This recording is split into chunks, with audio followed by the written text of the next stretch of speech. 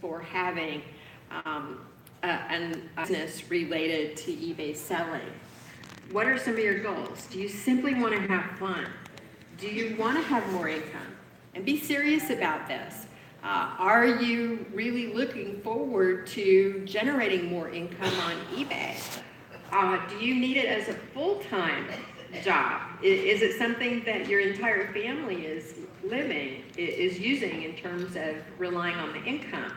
So think about that and think about the types, there may be more than one goal that you have here, and you may evolve from year to year. So Jason, you've done that as well, right? Yeah, when I started at eBay about 9 years ago, I started ramping up my selling on the site just because I was an account manager. I wanted to learn more about the business and be able to help the people that I worked with. So I did it for fun. And then my business started to grow, and then it became a second income for me. And now I moved into a warehouse. I have employees. I mean, it's taken on a whole new level. I'm here to scale. I want more profitability, things like that. So my focus has changed over the years from what I'm doing. But one thing that's remained consistent across all those years is I try to make my job fun. I work my butt off on it. I want to enjoy what I'm doing. So that's the one thing I can say on these. And this is, no matter what your goal or what's important to you, try to make it fun still. Yeah, absolutely. And also think about what's right for your business model. And there are a couple of extremes when it comes to eBay sellers. And one is where you've got a low volume, but the cost of your item is extremely high, or the profitability is really, really good. And the other, extreme of that is when you've got the higher volume and a larger number of transactions. And Jason, you actually have both. We were talking in the hall, and you mentioned, I hope this is okay to say, you make more money off of certain items than you do other items. So you've kind of got the mix here, and I think most of you are going to fall in between. That makes sense? All right. So let's talk a little bit about essentials. And here we're just, if you're just starting your business, this is appropriate, or if your business just kind of took off without you, then you might want to think about, make sure you've done these things to protect the assets that you have. So if you haven't already and you're going by a business name, you may want to go check your county office and register your business name so that no one else can use it within your locality. This is called assumed name certificate filing in some states, and it's also called fictitious name in like California and other states. So it'll be something similar to that, and you can kind of check, you can Google it and see where your county office is to do that. Now, if you're incorporated, you don't necessarily have to do an assumed name because you're going to be filing papers with your state. So your name is protected that way. Another way to protect names and brands would be trademarking, which is kind of an advanced topic. But think about how to protect your business asset that's your name so that you don't run into trouble down the road. The other thing, definitely, and there's a whole nother session on it, I believe after this one, on sales tax. So you are required, depending on the items that you sell, you're required to collect sales tax in many cases. That requires you to go to your state office and file for a certificate. You also, when you're purchasing these items, you may want to make sure that you have an exemption certificate that you're passing to the vendor so you're not paying sales tax twice. Now, every state is different. Last year I had a slide that showed a teddy bear, and it was taxable in Texas, but not in New Hampshire, because New Hampshire doesn't collect sales tax. So you kind of have to know your individual state. You have to know the rules. And of course, all of this has changed based on a court case that just occurred this year. And you can find out more about that in the session on sales tax. All right, and another thing, the last item on this slide is, I live in San Jose, for example, and I've got an office there. So I have to pay a license to San Jose. It's just a standard business license. So you may have some local requirements, and you just kind of have to check and see what you need to do in your situation. And so you'll want to have all these to be protected so that you don't get into trouble later. And then employees, how many have employees? All right, just a few. Well, I think, how many? Yeah, there's about 5 minutes out Okay, there. great. So you just started with your employees as well, Jason? Yeah, I just recently started with my employees. It's a little more of a challenge figuring out. There's a lot of things I didn't know, and we don't know about. We don't know what we don't know, basically. I mean, have to figure out a lot of things. There's a lot of additional insurances you have to look into. Workers' compensation insurance. You got to make sure you set up your payroll taxes appropriately and are paying these in a timely manner. So work with an accountant if you have one around those. But even just figuring out, are you going to give health benefits, vacation time, things like this are challenging, and to figure out the cost to your business, as making sure you're able to retain your employees and stuff like that. There's a lot of factors to take into consideration. One of the things I even forgot until we started working on this presentation was I didn't have my posters hanging on the walls. I had to go buy those, jumped on eBay, purchased them, put them up on the walls now. But simple things like that I could get myself in trouble for just not paying attention to. And even a payroll system. I merged my business with another business who had an existing payroll system. I changed it to go to a different one that was considerably more cost effective. Well, the new one that I went to didn't have direct deposit. The employees weren't happy. Now I pay myself a paycheck. I have multiple paychecks sitting around for a month, month and a half because I'm too busy to go to the bank to deposit them. Take into consideration all these different things as to what's important to you and what saves you time. Sometimes saving 20, 30 bucks every couple of weeks is not worth some of the other benefits that you get. Absolutely. So lots involved related to employees if you decide to get them, but it's a great way to leverage your time. So if you decide to incorporate, that's another big decision that you might have, depending on where your business is and what you want to do with it. There are many reasons we won't go over them specifically, but I do want to point out a couple of things. I don't have a lot of slides on income tax, but there's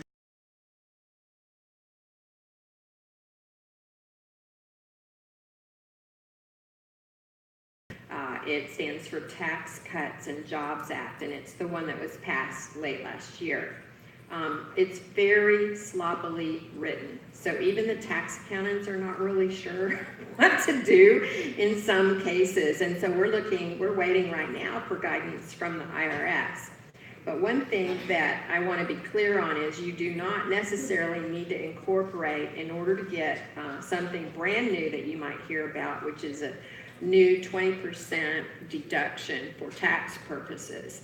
So there's a 20% deduction. We call it, the section of the IRS code that it's referred to is 199A, section 199A. So you may want to ask your accountant about that, because chances are, and I've got some really great news for you, you're probably going to be paying a lot fewer taxes next year, depending on your situation. The tax rates have gone down, and this new 20% deduction is going to be very profitable. Now, on the other side, there are a lot of deductions that are not allowed anymore, and entertainment is one that's impacted. And there are several. And even the forms have not been designed yet by the IRS. So this is something we're kind of waiting for, but just know that there's a lot of change. And of all the years that you may want to consider doing some tax planning with your accountant, it might be this year, where you just hire them for an hour or two to take a look at. Because if you're paying based on estimated taxes, compared to last year, 2016, you're probably overpaying in.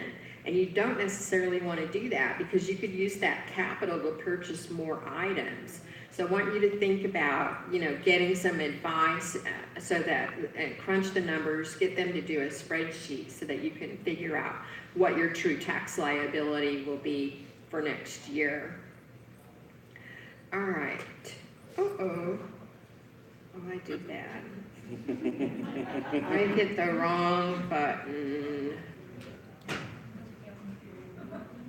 Help.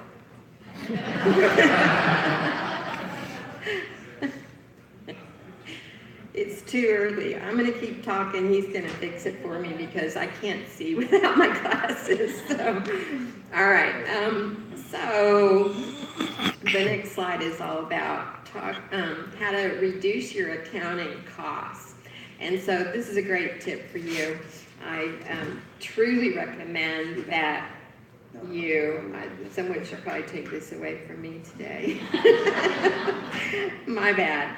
All right, so there's a couple things that you can do to keep your accounting records less costly. And one of the things is for you to separate business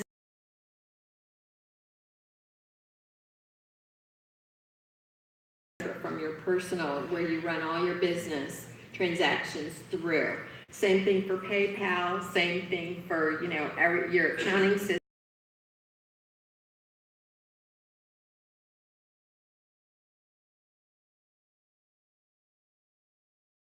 Expenses.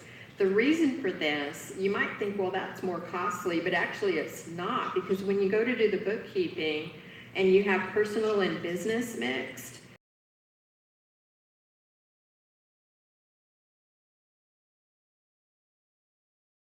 transactions, and then if you just keep it separate, it's going to be a lot cleaner. You're going to take this away from me? I haven't had my coffee yet. I'll let you hold on. All right, so, and then sales tax. So we talked a little bit about income tax, and lots of changes there. And sales tax, same thing. This slide is actually obsolete because there was a court case you're going to hear about if you go to the sales tax section that says you don't necessarily need to have presence. Instead, you just need to have customers in the state, which is really scary. They're giving you a limit on that, so it may not impact you if you're small enough in terms of your transactions. But the bottom line is, be sure you either know what you're doing or get some professional advice in this area. We call it SALT in the accounting profession. We call them SALT experts. And the way we say that is SALT, it's all capital letters, and it stands for state and local taxes. So be sure that when you're hiring an accountant, they know not only about the TCJA, the Tax Cuts and Jobs Act, as well as some of the corrections that have happened this year, and SALT. And when we talk about technology, they're going to need to be tech savvy. Now that could be 3 different people that you're hiring to help you with the financial and the IT aspect of your business. You might have a tax expert, you might have a bookkeeper, and you might have a workflow expert that's IT that can consolidate all these systems to move your data around. We'll talk about that more in just a little bit. All right, so let's talk about the numbers part of it. And I think this is my favorite slide, Jason. I really do. So I want you to think of your business as 4 buckets. All right, can you picture 4 buckets up here on the stage? 4 buckets. And you've got your cash bucket. So you've got what is in your bank account in terms of cash available for you to purchase items. You've got your bucket of unlisted items. You've got your bucket of listed items for sale, and then you've got your sold items, right? So think about how your business, are the bucket contents equal, or do you have kind of an out of balance thing? I was talking to a shopaholic in the halls, and he said, yeah, my bucket, I got all this unlisted items, and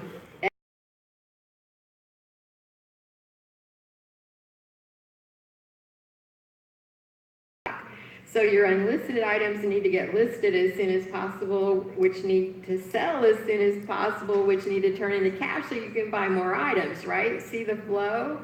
So I think this is a great analysis of, how you can look at your business without even knowing any numbers, other than kind of getting a feel for your numbers. Jason, how do you manage your pipeline? You've got some great tips here. I mean, cash is key. I mean, without cash, we're not in business. You can't buy inventory, you can't pay for your employees, you can't pay for your rent. So, always try to be cash smart, cash positive, or hold money in the bank, but you need to not hold it because your money's there if you purchase your inventory. So I go out, my business, I'm retail arbitrage. I buy clearance, I liquidate stores at the end of seasons, different things like that. So I may not buy something for a month, but then I'll have a huge cash outlay over a particular short period of time. So I always need to be cash heavy because I never know when a retailer is going to call me up and say, hey, I'm liquidating my stock. I got new stuff coming in next week. I need to make room. So I always got to keep extra money in my bank account to make sure I'm ready to pull the trigger at any time. So when I get back into my warehouse and I come in and I see I've got 1,000 pairs of shoes and a bunch of clothes or whatever, I look at that and I go crazy. I can't stand it. I don't like seeing things because that's cash that I can't use right there. You just took money out of my cash account and put it in front of me. I can't. That is the bottleneck for most sellers. Your business will strangle itself if you can't clear up that section there. I've talked to other sellers here that I've known for years at eBay Open, and the one lady, she had 2,000 items not listed sitting there, and I'm just like, you can't make money if you're taking money out of your cash and letting it bottleneck your business and unsold items or unlisted items. So you got to find a smooth process to keep it going. Otherwise, if it's not moving from there to your items for sale, it's not turning into sold items. If it's not turning into sold items, you don't have cash in your account. You can't buy new inventory. You can't pay your employees. So I'm always very focused on making sure everything gets listed quick. And then once items are for sale, I'm always evaluating. Now, I know there's a cycle to my purchases, so I'm looking ahead. If I know that the seasons are changing, once back to school's over, I know that I get hit hard. They want me to come buy all their stuff because, well, they didn't get rid of it for back to school, and Christmas is around the corner. Summer's over. They want to get rid of all the summer stuff and all the back to school stuff. So I get hit hard. Hey, come buy this, come buy that. So I know in about a month I'm going to be needing extra cash. So I'm starting to discount prices on stale items now to move to get more cash, get more sold items. I'm starting to run additional sales and promotions to make sure that I have the cash flow that I need to meet the demands of my business here in the next month. So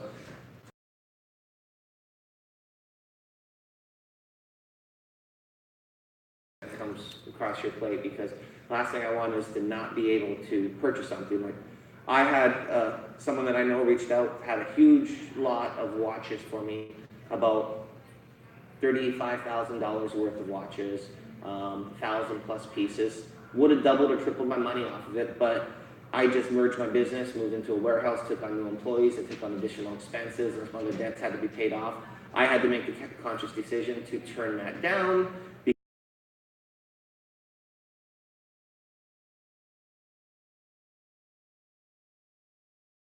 I would have been in a spot where I could have taken that on and been able to do my normal business, but because of changes that were made and I wasn't really prepared for it, I had to turn that down, and I lost a big opportunity to make a lot of money on that. So be smart, make sure you always have enough cash for the opportunities that do present themselves to you, and pay attention to all the buckets in order to ensure that you have that cash. All right. And there's a couple metrics that I recommend that you look at on a regular basis for your business, and one of them is obviously cash. You're probably going to be looking at that anyway. You don't need me to tell you about it, but it's okay if it's low in a couple situations. It's okay if it's low if you've got, a lot of items that you just purchased and they're available for sale, and your pipeline is moving wonderfully. But if it's low because you're not selling at the price that you expected, then you may have some pricing issues or some valuation issues going on. And so in that case, you probably want to either build your valuation and pricing skills or your purchasing skills. Something's going on there that could stand some improvement. And speaking of pricing, there's a lot of factors. I mean, it's a skill in and of itself, that none of us were born with, is figuring out how to price items so that they'll sell at the time frame that we expect. So it's super easy to think about the items on the left column where they're direct, right? You're going to have fees, you're going to have shipping, and you're going to have paid something for the product in most cases. But over on the right, the total of the profit of all the items that you made need to cover your overhead. What does it cost you to run the business? So I encourage you to think about some of the things that also need to go into making a profit for your business. Jason, some comments? Yeah, the one thing on the right that really sticks out to me, and that most businesses, especially small businesses, do a really poor job of, is your time expense. We, as business owners, undervalue our time. You pay an employee a regular wage or whatever, and you give them the task to do, but yourself, many of us don't pay ourselves those wages. And we get caught up on mundane tasks or processes or things that we do and don't think of the value that we're missing out on. Like, who here has had a buyer on eBay or any other platform who was argumentative and causing a problem, and you're going back and forth in emails trying to resolve? I mean, who's had a situation about it? Like, everyone who's been online for any point in time has had that situation.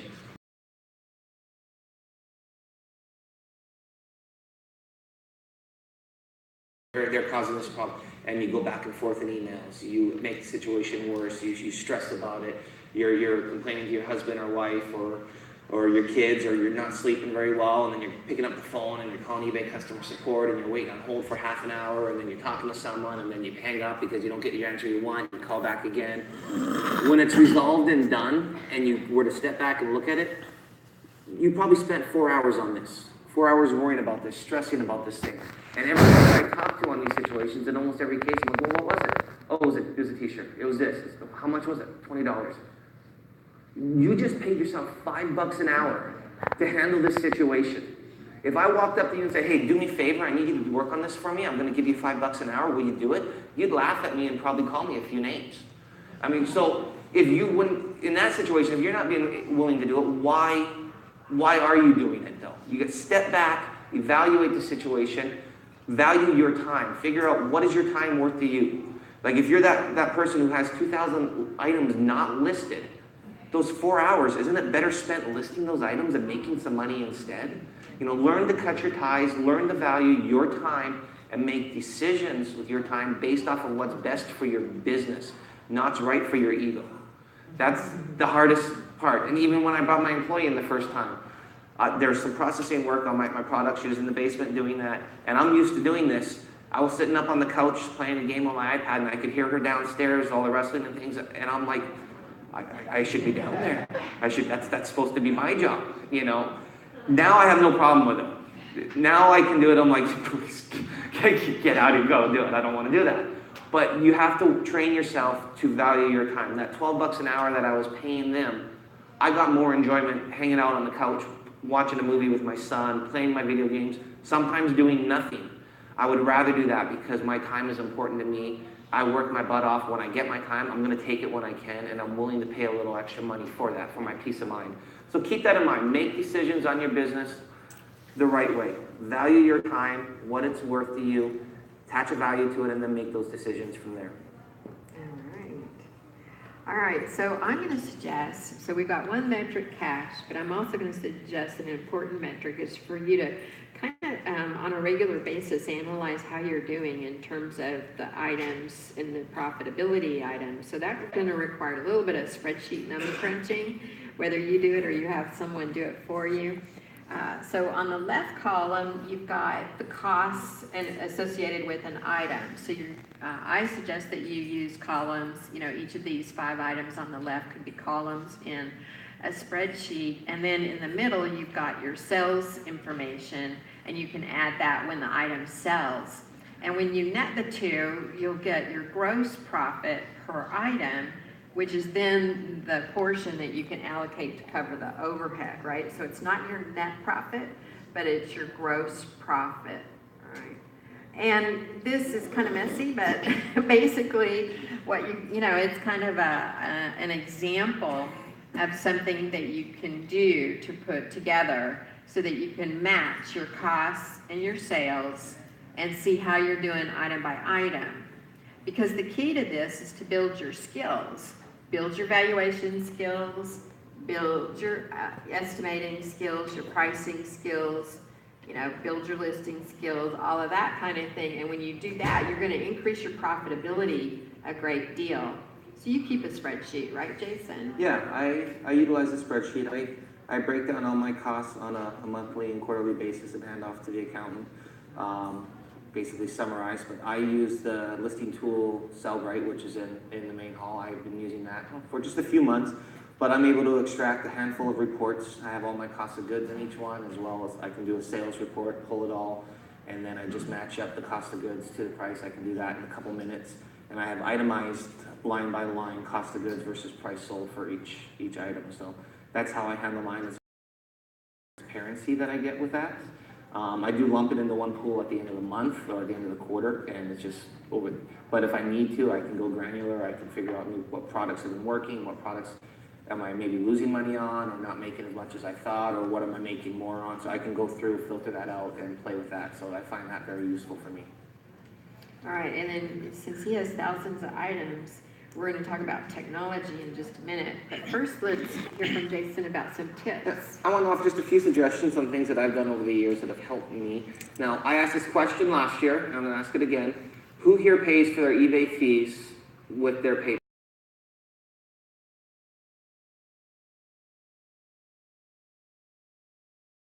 I get a 2% cash back benefit with my card. I save myself over $1,000 a year in cash back by paying my eBay fees. I mean, as a small business owner, $1,000 can go a long way towards things. So utilize your cash back as much as you can, or miles, whatever you prefer to use. I like the freedom to be able to pick and choose what I want to spend my money on. So I use that for everything. And even when I first got started, I needed a couple printers. So instead of just buying the first printer that came to mind, I did some research on eBay, and I found some cheap, economical, refillable cartridges. When you walk into Costco or any of these stores, you're paying $30 in most cases for a replacement ink cartridge. I found ones on eBay, I could get 10 of them for like $13. And then I bought my printer based off of that. Even better now, I use the Zebra printers where I do the thermal printing, and I don't even have to pay for ink. So make smart decisions around those. And with the printers, I use sticky labels. I mean, how many times do you still put tape on there? If you're not using the sticky label, change. You can go on eBay, you can buy all of those you need. Everything, that's 5 seconds on every item that you send out. It's time. I said, value your time. You don't want to be sitting there come the holidays slapping tape on paper on 50 packages. So just always think ahead of those things. Also, like eBay's been offering a lot of coupons lately. Every time I see one of these coupons, I'm calling up my wife and my employees saying, hey, take inventory. Give me a list here in an hour. I'm going to order inventory. Whatever I happen to be getting relatively low on, I utilize those 20% off coupons, and I maximize my discount and buy all my supplies. Be creative. Just try to think outside the box.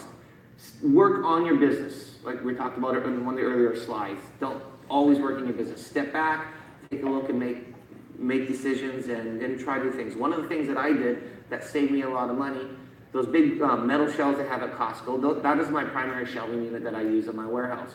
If you buy a couple of them, they connect together. When you connect 2 of those shelving units together, what do you have at the end? You have one of the end pieces you're not using because you connected them all in a row. So what I did when I moved into the warehouse, instead of buying new shelving units, I was able to transfer from 4 shelves down to 3 on each one, giving me an extra 2 of the side pieces, and I was able to build an extra 5 to 10 shelving units. I saved myself like $1,000 because I just went from 4 shelves to 3 and used all the pieces that I had.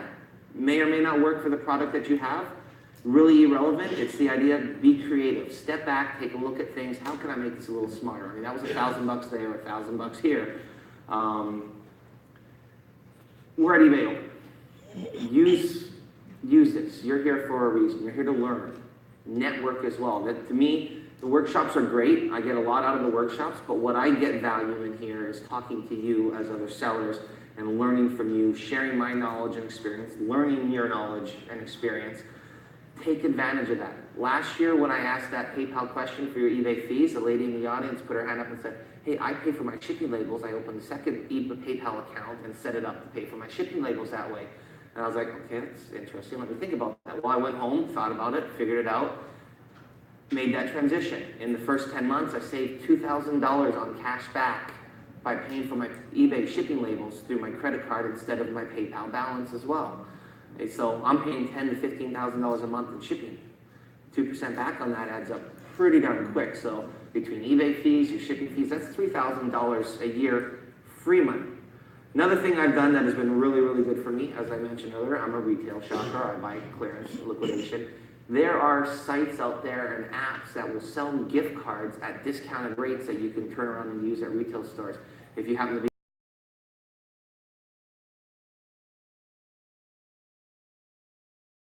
I buy gift cards.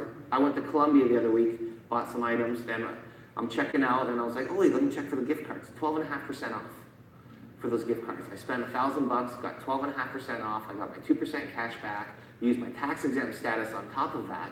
I saved, what, 20+% off of the price I would have paid if I just swiped my credit card in the first place. So take those types of things in mind. There's a lot of things you can do and save money with. I purchased a lot of inventory. I saved up a ton of cash back last year, and when I leave this conference, I'm going on vacation for 2 weeks down to Costa Rica with my family, and I paid the whole thing for.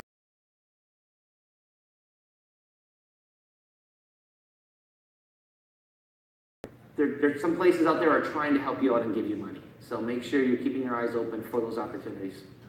And yeah, just think outside the box.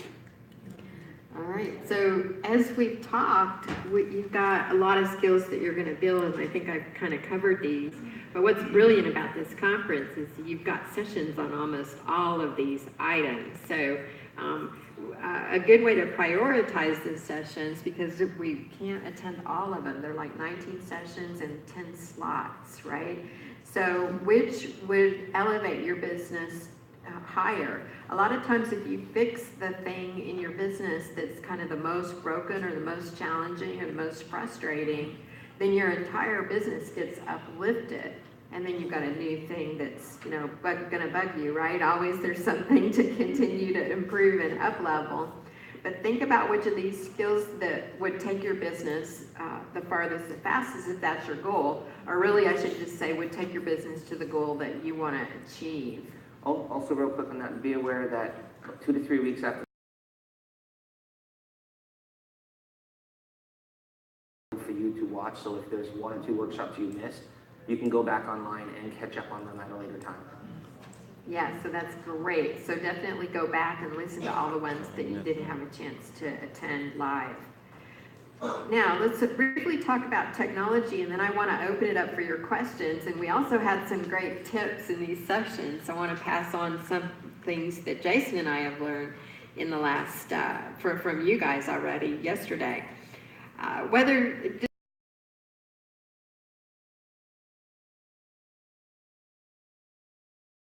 Online to help you with the back office part of your business transactions. And the good really thing about QuickBooks Online is you have it is the most pervasive accounting system out there for small business. So you have 50,000 pro advisors that can help you, that know the software if you need help with that. Plus you have a really good support line with Intuit, the maker of the QuickBooks.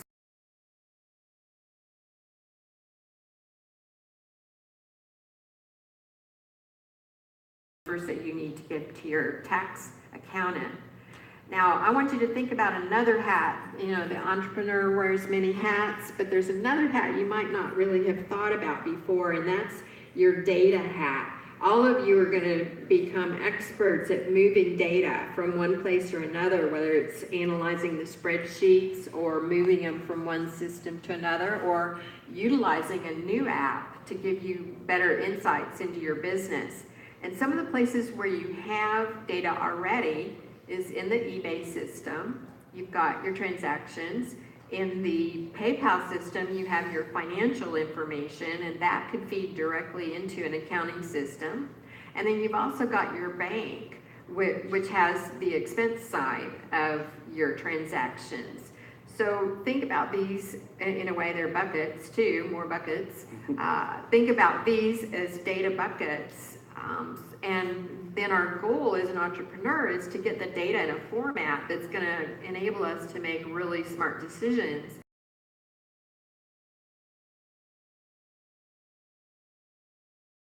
And forth, use the tools that are out there. There are a ton of really great apps. Zapier is an all-purpose app. It's Zapier, all-purpose app that allows you to move data from one place to another. And so what's going to happen is you learn this is your best friends are going to be your apps, your integration tools, the import and export feature on these systems that you use. So think about that, and you know, that's just kind of part of the business, and that should be part of the business if you're not doing it already. Think also about where exactly do you need the most automation? Where are you spending the most labor and it's routine and you're going to burn out if you do it too much? Let a machine do it.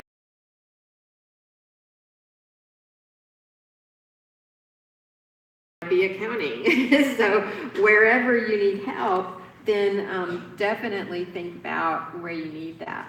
And then always, as you make big decisions for your business, keep in mind, you know, what is your goal? You know, what is the ultimate goal of your business and how can you get there the fastest?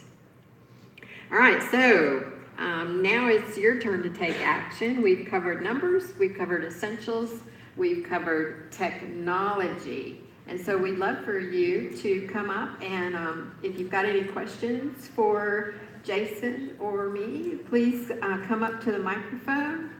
And the microphone is in the middle aisle. We'd love to answer any of your questions. We'll also be at Cafe Purpose in the expo hall for a couple hours this afternoon at least. And we would love to have a longer conversation with you as well. Hi, my name is Kelly. Just to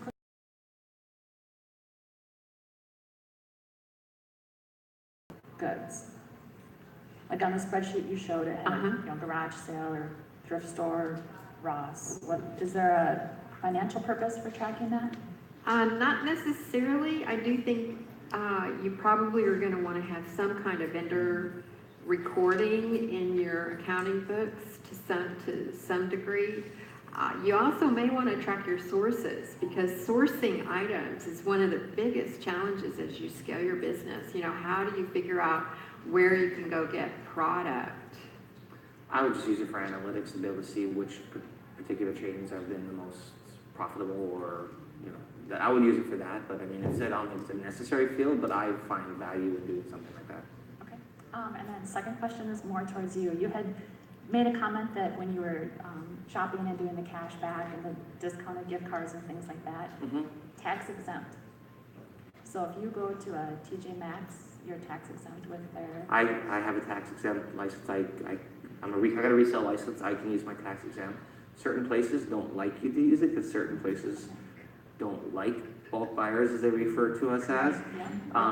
Yet they know what we do, but by doing the tax exempt, they're basically telling corporate that they do. So, like I buy at Polo sometimes, and they're like, no, you can't use it. Other stores are just like, yeah, sure, give it to me. You know, so it's one of those that, you know, you can ask the question, you can, you know, get to know the managers at the places you work and kind of pick their brain. Every place has a different point of view on what some of us do. I've heard stories like Target hates people like us and will tell you you can't shop there, you know, different places like that. So get to know the people and talk to them and ask them. And if you have it, I mean, it can save a lot of money. I save, 7% right off the top, and then 7% on my gift cards, 2% on my cash back. That's 16%. So the people who are doing it locally, as I am, if they're not utilizing that, I have a 16% cost advantage compared to them right out of the gate. Gives me an opportunity now to price competitively, to cover my warehouse costs, my employees, where a lot of the smaller people I deal with don't have that. So. Thank you. My name's Lori Sherritt, and I started my eBay business by pulling things out of my basement, like stereos, guitars, et cetera. Things I had bought 20, 30 years ago. Let's say a stereo I paid $2,500 for, but I sold for $1,000 on eBay. How do I account for that? You know, that to me that seems like a loss, but.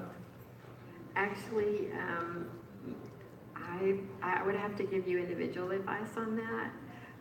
If it's 20 or 30 years ago, you really probably have no cost basis in that item. Okay. Unless you've got really good records and you can go back to that, because then if you can justify that cost basis, you can pay fewer taxes on the gain. But do you need a receipt or something like that? Yeah, you would need some kind of record in order to write that volume off. Okay. Yeah. How about things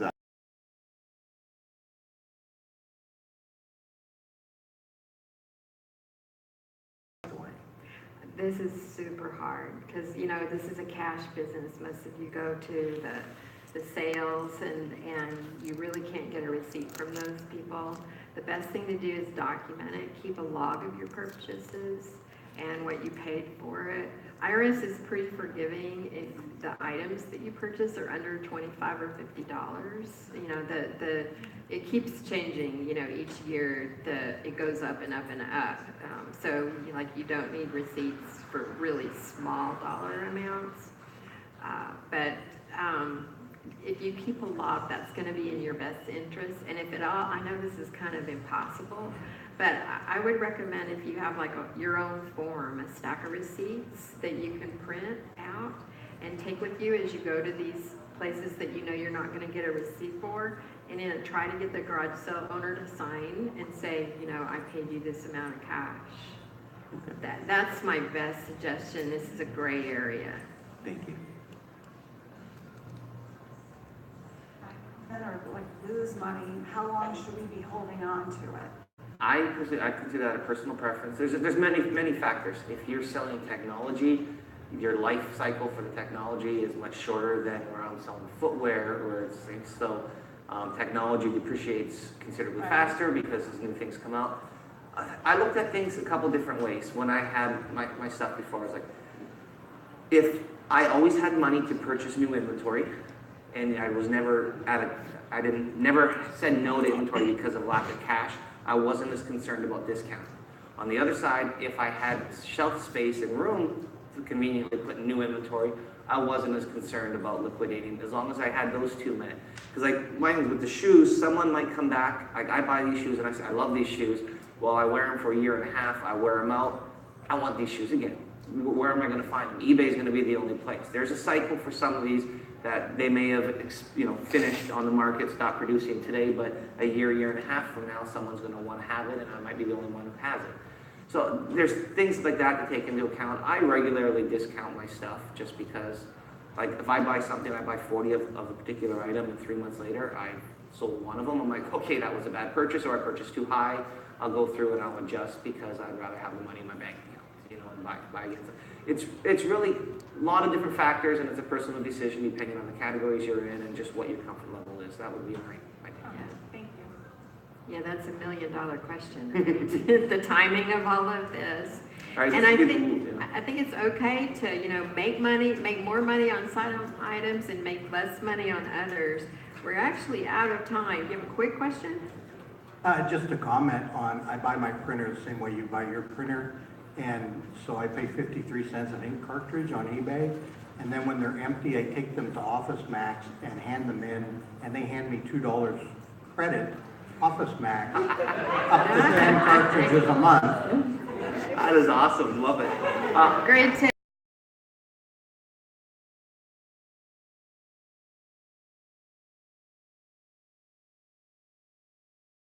Talk to you for a minute, but I'm going to have to move right outside these doors so they can Thanks, get everyone.